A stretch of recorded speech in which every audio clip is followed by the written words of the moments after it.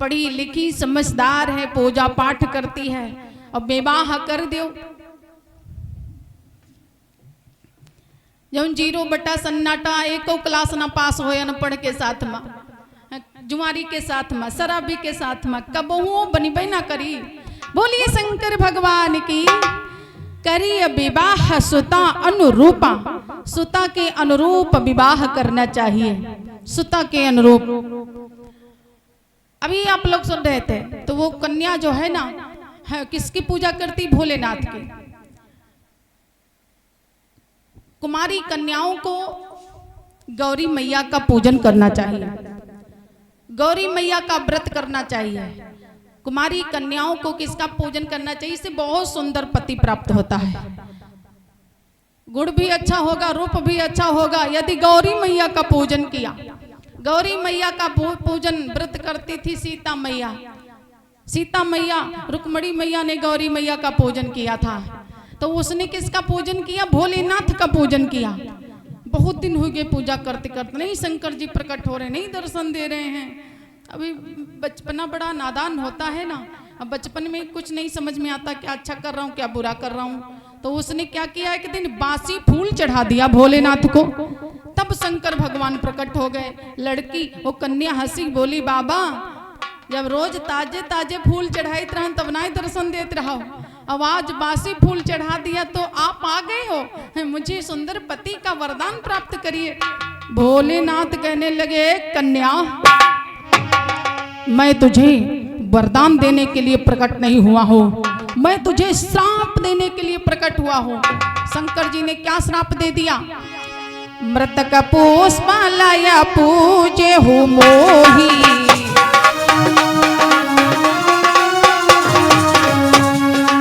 अरे तूने मृतक पुष्प लेकर के हमारी पूजा की है। मृतक पुष्पालया पूजे हो मोही, मृतक ही पुरुष मिलई बरतोही।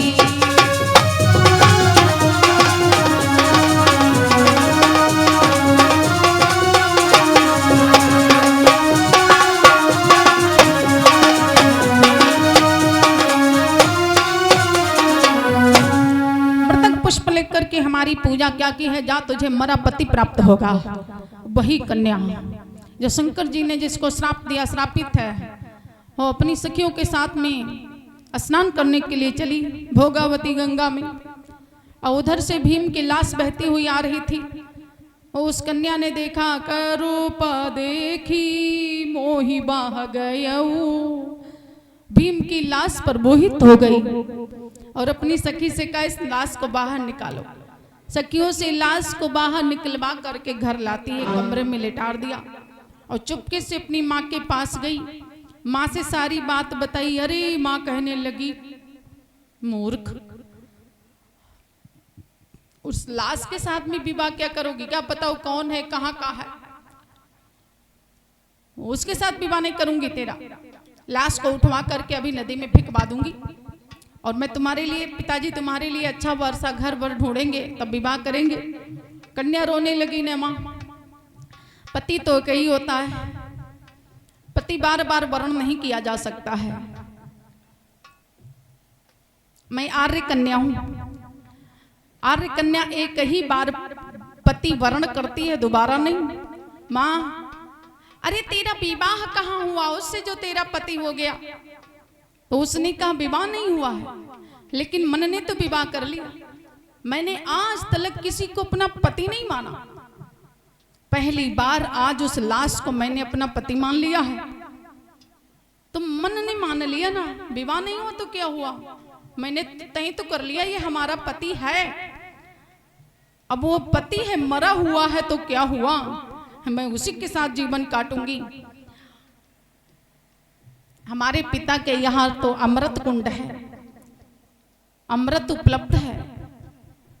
माँ पिताजी से कह करके थोड़ा अमृत दिला दीजिए, मैं अपने पति को जीवित कराऊंगी। माँ अपनी कन्या से बहुत प्रेम करती, माँ हो, माँ पुत्र हो या पुत्री हो, माँ तो सबसे प्रेम करती है। माँ को दया आ गई, रोते हुए देखा तो माँ ने कहा, बेटिया अगर मैं तेरे पिताजी से कहूंगी तो मुझे भी डांटेंगे, तू भी डांट खाएगी, मुझे भी खाना पड़ेगा, मुझे भी बहुत डांटेंगे। हम बताएं, एक कपड़े की गेंद बना दी और कहा ये गेंद ले जा करके तुम अमृत कुंड में फेंक देना खेल के बहाने में, और फिर तुम अपने पिता से जिद करना, और फिर क्या है पिताजी तुम्हारी जिद पूरी करेंगे, हो गेंद में कितना भी निचोड़वा देंगे तब भी थोड़ा अमृत रह जाएगा, तेरा पति जीवित हो जाएगा, जा एक गेंद ले खेल। उस गेंद को ला करके कन्या खेलने लगी सखियों के साथ, उठा करके गेंद फेंक दिया अमृत कुंड में।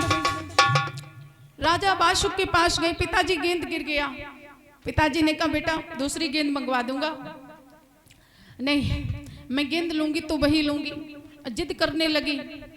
आखिर पिता थे वो, पिता तो अपनी संतान के हर एक अरमानों को पूरी करता है, पिता तो संतानों की ताकत होता है ना। पिता नहीं जिद पूरी, माता पिता है दुनिया में ऐसे हैं जो हर एक जिद पूरी करते बच्चे की। ठीक है तू परेशान मत हो। अब पहरेदारों से कहा गेंद निकाल दो कन्या का, गेंद निकलवा करके कहा इसको निचोड़ देना अच्छे से। है गेंद निचोड़वा दिया। कन्या सोच रही सब पिताजी निचोड़वाए देंगे, मेरा काम कैसे बनेगा। लेकिन माँ ने दिमाग से लिया था ना, सूती कपड़े की गेंद बनाई थी। अरे कितना भी निचोड़ेंगे तभी तो एक बूंद रह जाएगा कपड़े में, कपड़े का गेंद है। उस गेंद को ला करके भीम का मुंह पे लाया और निचोड़ दिया, एक बूंद जैसे गया अमृत का भी मुठ करके खड़े हो गए। एक बार जयकारा बोले, प्रेम से बोलिए शंकर भगवान की। भीम ने कहा कौन हो तुम? उसने सारी बात बताई, मैं आपकी पत्नी हूँ, विवाह नहीं हुआ लेकिन मैं आपको पति मानती हूँ, आपके साथ विवाह करूंगी। अब और किसी के साथ कहाँ विवाह मेरा हो सकता है, पति तो आप ही बन गए हो। ठीक है, भीम का विवाह हुआ उस कन्या के साथ में, भीम वहीं रहने लगे। एक दिन की बात, आधी रात का समय था और भीम को अपना परिवार याद आ गया। भीम भूल गए थे, अभी तक सब भूले थे कि मैं कौन हूँ, कहाँ का हूँ। अचानक लेटे हुए थे, अचानक कुंती मैया की याद आ गई। अरे मेरी कुंती मैया और मेरे 4 भाई मेरे लिए परेशान होंगे। उन्होंने क्या किया, उस कन्या को वहीं पर छोड़ दिया और चुपचाप उठ करके हस्तिनापुर चले आए कुंती मैया के पास। चारों भाइयों से मिलकर के, माता से मिलकर के उनका दुख समाप्त हुआ। बोलिए शंकर भगवान की। तो धर्मराज कह रहे हैं, धर्मराज से भगवान द्वारकाधीश कृष्ण कन्हैया कह रहे हैं, सुनो हे धर्मराज, उस दिन की याद करो जब कपटी दुर्योधन ने तुम्हारे भाई को जहर देकर करके मार डाला था। और अगर उस दिन राजा बासुक की कन्या अहलंदे ना होती तो भीम से तुम्हारा दोबारा मिलन नहीं हो पाता। धन्यवाद दो उस कन्या को जिसके द्वारा तुम में दोबारा भीम से मुलाकात भई। और इस बार फिर नंबर आया है भीम को दुनिया से जाने का। अब वो कन्या भीम वापस नहीं इनको ला पाएगी और ना मैं ही वापस ला पाऊंगा। सिर्फ तुम्हारे झूठ बोलने से भीम की जान बच सकती है। तब धर्मराज ने झूठ बोल दिया, क्योंकि कुछ ऐसी जगह है जहां पर झूठ बोलने से कोई पाप नहीं लगता है, पुण्य होता है झूठ बोलना। कब?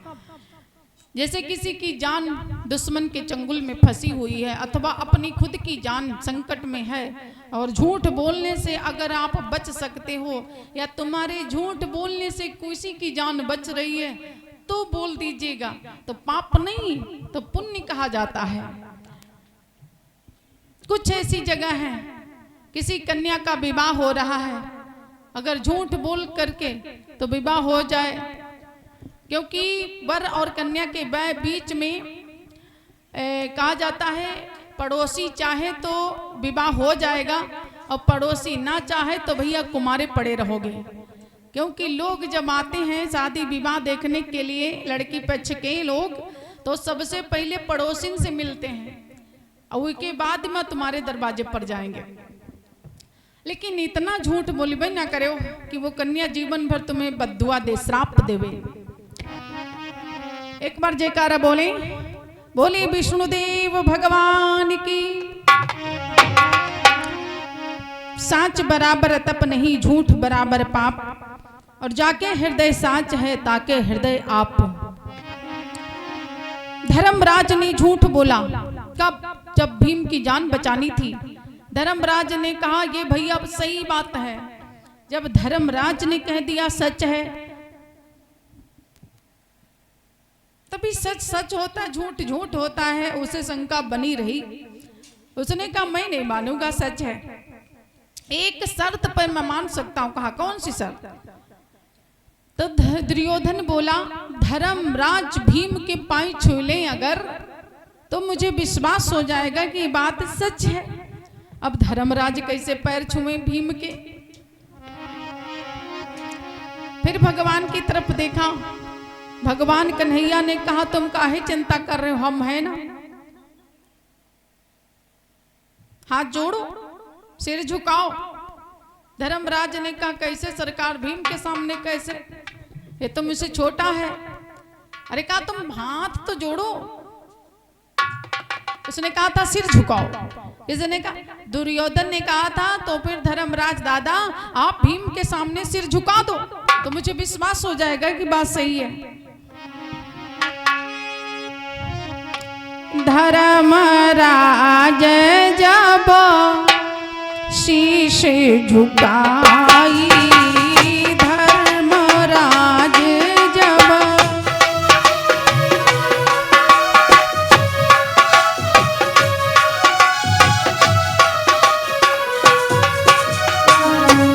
जैसे ही धर्मराज भीम के सामने सिर झुकाया, धर्मराज जब शीश झुकाई, प्रभु ने बगल मां बंसी दबाई।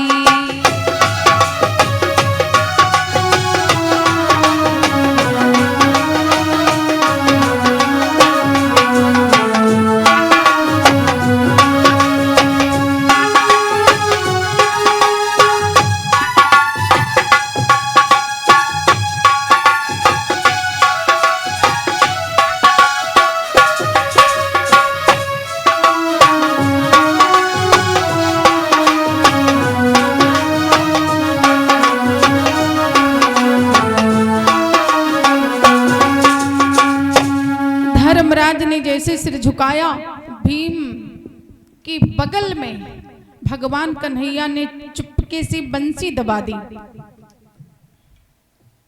और धर्मराज से कहा करो प्रणाम। तो धर्मराज ने किसको प्रणाम किया? भीम को थोड़ी ना किया, भीम के बगल में दबी हुई भगवान की बंसी को प्रणाम किया। प्रेम से बोली गोविंद भगवान की।